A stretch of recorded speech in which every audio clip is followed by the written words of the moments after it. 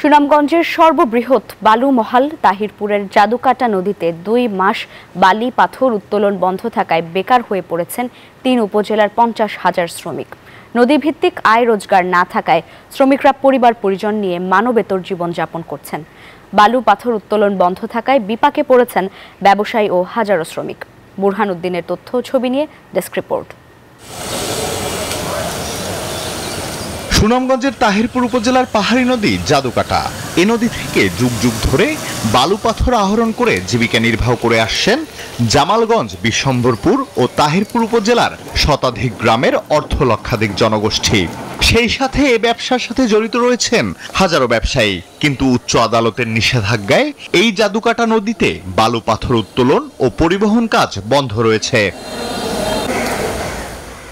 এতে 3টি উপজেলার প্রায় অর্ধলক্ষাধিক শ্রমিক বেকার হয়ে বর্তমানে মানবেতর জীবনযাপন করছেন। সাথে বেকায়দায় পড়েছেন ব্যবসায়ীরাও।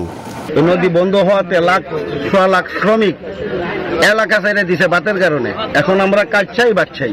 বালু পাথর কাম কাজ করে খাইছি, তো গান বন্ধ।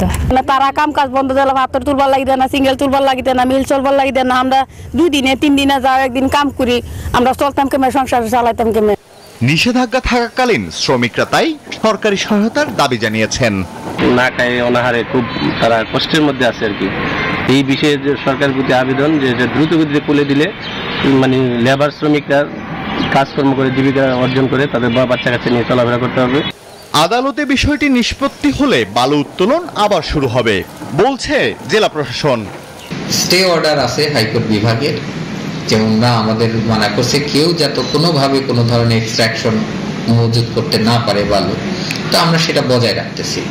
মেঘালয় পাহাড় থেকে ঢলের পানিতে জাদুকাটা নদীতে নেমে আসে বালি পাথর।